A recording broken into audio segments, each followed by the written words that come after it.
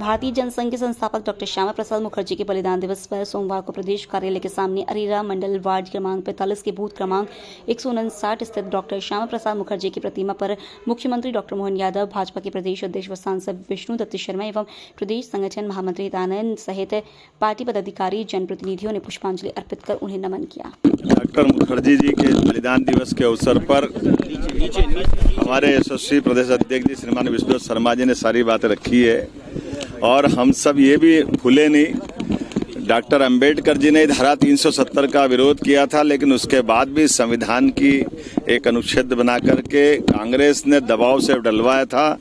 अंबेडकर जी की आत्मा उस दिन भी रोई थी जब पूरे जम्मू कश्मीर के अनुसूचित जाति जनजाति के लोगों को इस धारा 370 के माध्यम से उनके अधिकारों से वंचित किया गया था। अंबेडकर जी के जीते जी उनको कोई निर्वाचन का, किसी लोकसभा का चुनाव कांग्रेस ने जीतने नहीं दिया। और ये डॉक्टर मुखर्जी जी का बलिदान भी इस बात का एहसास कराता कि उस धारा 370 के कारण से डॉक्टर मुखर्जी जब विरोध करने गए और उनके उस घटनाक्रम में आज तक उनके उस समय हुई एक तरह से उस मर्डर की सच्चाई देश के सामने नहीं आने दी। तो ये तो कांग्रेस का इतिहास है। इनके सामने देश के ऐसे मुद्दों को लेकर के, संविधान में जिस बात को लेकर के अंबेडकर जी ने इशारा किया था, उसी संविधान की आपातकाल 2 दिन बाद हम पूरा देश और दुनिया मनाएगी, उस बात का एहसास कराएगी कि आपातकाल का काला कलंक अगर लगाने का काम भी कांग्रेस ने किया है।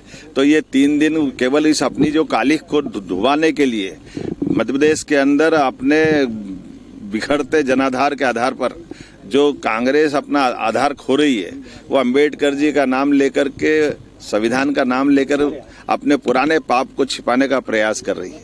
हमने कहा है कि हाँ, ग्वालियर हाईकोर्ट के अंदर माननीय चीफ जस्टिस जी ने कमेटी बना दी है।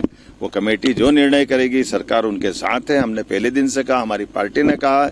अंबेडकर जी के लिए तो हम जो कर सकते थे। अब कांग्रेस अगर यहाँ ग्वालियर की बात करती तो कांग्रेस बताए कि महू के अंदर वो जन्म स्थान था अंबेडकर जी का, और 55 साल कांग्रेस की सरकार रही।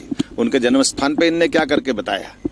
उनके जन्म स्थान को नकारने का काम किया। उनकी दीक्षा भूमि को बारे में चिंता नहीं की। और तो और अंबेडकर जी का जब शरीर छूट गया, तो शरीर छूटने के, दिल्ली में छूटे हुए शरीर के बाद भी दाह संस्कार के लिए भी कांग्रेस ने तत्कालीन रूप से मना कर दिया।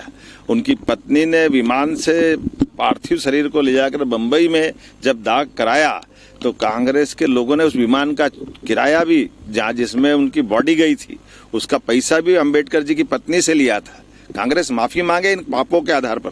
कांग्रेस कहाँ जाएगी? कांग्रेस ने तो सदैव अंबेडकर जी का अपमान किया। और सारे हमारे पूरे प्रदेशवासी और देशवासी सभी वर्ग के लोग जानते हैं कि कांग्रेस का नकली आडंबर ये चढ़ने वाला नहीं, चलने वाला नहीं।